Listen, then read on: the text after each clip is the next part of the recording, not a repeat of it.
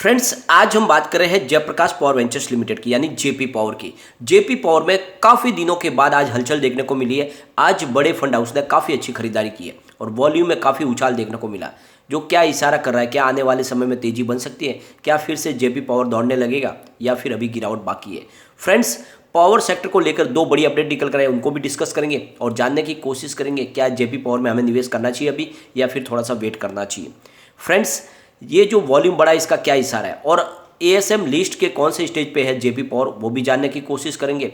और सबसे बड़ी बात यह है, क्या इस समय हमें पेनी स्टॉक में निवेश करना चाहिए या अभी हमें वेट एंड वॉच करना चाहिए। तो सारी बातों को जानेंगे इस वीडियो के माध्यम से। क्या सिर्फ जेपी पावर ही नीचे आए या फिर दूसरे पेनी स्टॉक भी काफ़ी नीचे, उन सारी संभावनाओं को तलाशेंगे इस वीडियो के माध्यम से। और जहाँ पे जेपी पावर कितना मजबूत है उसको भी देखने की कोशिश करेंगे। काफ़ी लोगों को लगता है कि जेपी पावर में निवेश करके हमारा निवेश डूब सकता है, तो उनके सारे सवालों के जवाब भी इस वीडियो के माध्यम से मिल जाएंगे। लेकिन फ्रेंड, उससे पहले अगर आप पहली बार हमारे चैनल पे आए तो चैनल को सब्सक्राइब कर दीजिए, एक बेल आइकॉन दबा दीजिए ताकि जब भी नया वीडियो बने पहला नोटिफिकेशन आपको मिले। वीडियो पसंद आए तो लाइक शेयर जरूर कीजिए। चलो फ्रेंड, वीडियो स्टार्ट करते हैं। मैं हूँ आपका दोस्त एस.बी. दवे और हमारे अपने चैनल ऑनलाइन कमाई में आपका बहुत बहुत स्वागत है। फ्रेंड्स, सबसे पहले कारोबार को देख लेते हैं।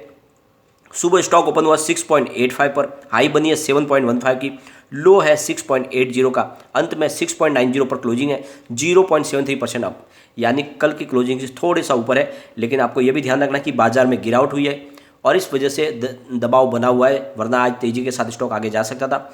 वॉल्यूम को देखें तो बीएससी में 1,61,60,000 का वॉल्यूम हुआ, सामने 68,38,000 की डिलीवरी उठेगी। डिलीवरी का परसेंटेज 42.35% है। अगर बात हम एनएससी की करें तो 5,02,80,000 का वॉल्यूम हुआ, सामने 1,81,30,000 की डिलीवरी उठेगी। डिलीवरी का परसेंटेज 36.06% है। काफ़ी दिन के बाद आज वॉल्यूम के मामले में टॉप 5 में आए जेपी पावर, और ये आप समझ लो कि आने वाले समय में यहाँ पे तेज़ी बन सकती है, क्योंकि बड़े फंड हाउस ने यहाँ पे फिर से एंट्री करनी शुरू कर दी है। तो आज वॉल्यूम के मामले में टॉप 5 में आ चुका है। इसके वॉल्यूम को अगर एनालिस करें तो पिछले एक महीने पहले इसका 6 करोड़ रुपीज़ का वॉल्यूम था, 1 वीक पहले 4 करोड़ रुपीज़ का वॉल्यूम हुआ था, कल भी 4 करोड़ रुपीज़ का वॉल्यूम हुआ था, लेकिन आज 7 करोड़ का वॉल्यूम हुआ, तो लगभग दुगना हो चुका है आज का वॉल्यूम। यहाँ पे बड़े फंड हाउस ने खरीदारी की है, तो उस डील को भी एक बार डिस्कस हम करेंगे। तो सुबह 9:25 पर, यानी बाजार शुरू होते ही करीब 6.85 की प्राइस से 27,54,000 शेयरों की एक बड़ी डील हुई और इसके माध्यम से खरीदारी की गई।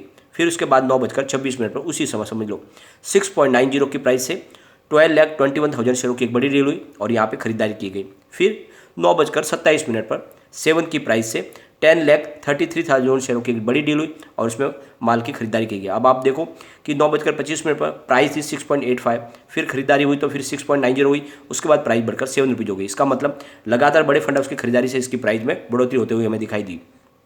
फिर 9:28 पर 7.15 की प्राइस से 17,33,000 शेयरों की एक और बड़ी डील हुई, यानी इस तरह से बढ़ता प्राइस जो है वो 7.15 तक आ गई।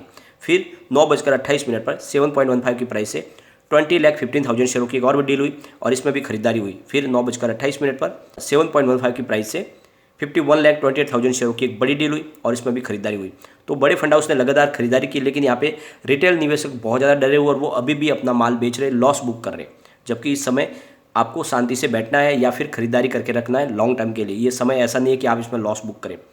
9:29 पर 7.15 की प्राइस से 34,91,000 शेयरों की एक बड़ी डील हुई और उसके बाद में फिर 9:49 पर 7 की प्राइस से 15,92,000 शेयरों की एक डील हुई। तो ये आज बहुत समय के बाद बड़ी डील हुई है जिसमें बड़े फंड हाउस ने खरीदारी की है, जिससे एक बात समझ में आ रही है कि जल्द यहाँ पे हमें तेज़ी आती हुई दिखाई दे सकती है।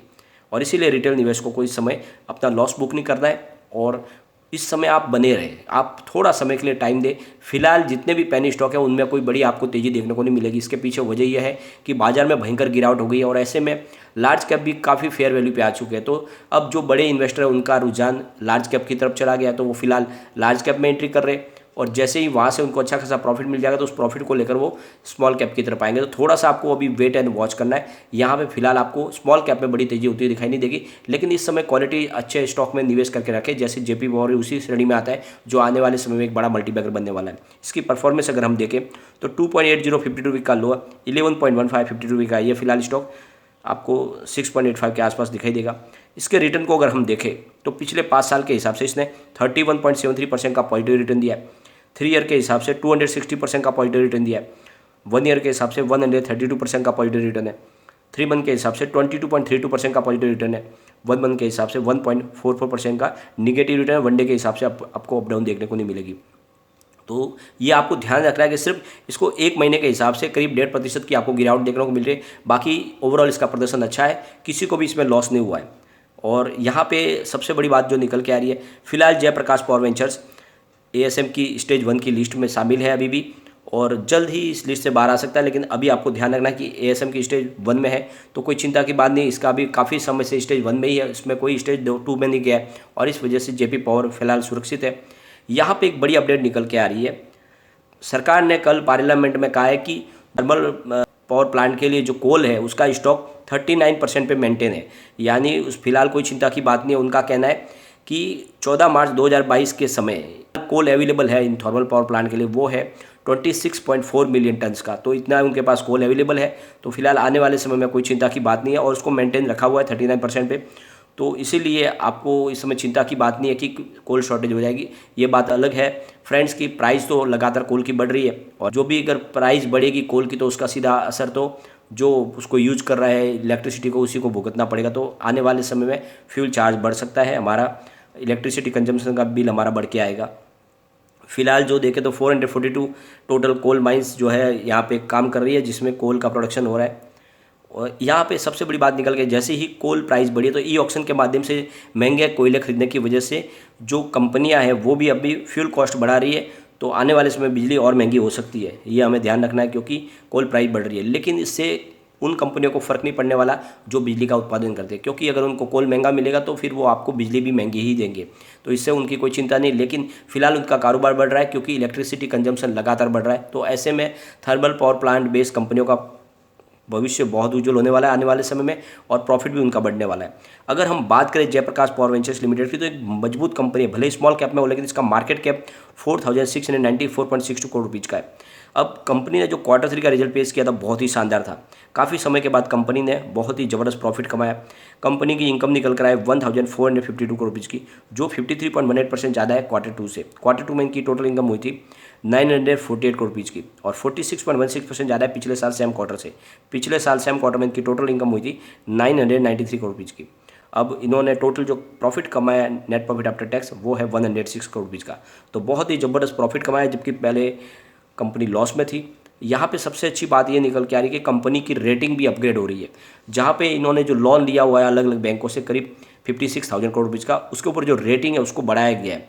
तो फिलहाल जो है रेटिंग उनकी उसको BBB आउटलुक उसका स्टेबल कर दिया गया है, इसका मतलब रेटिंग को अपग्रेड किया है, तो कोई चिंता की बात नहीं है। वो लगता है कि कंपनी का कारोबार अच्छा है, वो बैंकों का कर्ज चुका सकते हैं, इसीलिए उनकी रेटिंग को अपग्रेड किया गया है। तो ये आपको ध्यान रखना है कि JP पावर बिल्कुल पटरी पे है, कोई चिंता वाली बात नहीं है। कम्युनिटी सेंटीमेंट भी स्टॉक के साथ बना हुआ है, 81% बाई की कॉल है, 15% सेल की कॉल है, 4% होल्ड की कॉल है, तो 100 में से 85% लोग इसको लेना पसंद कर रहे हैं। और जैसे ही लोगों का रुझान स्मॉल कैप की तरफ बढ़ेगा तो JP पावर पहले दौड़ने लगेगा, इसलिए आपको थोड़ा वेट एंड वॉच करना होगा।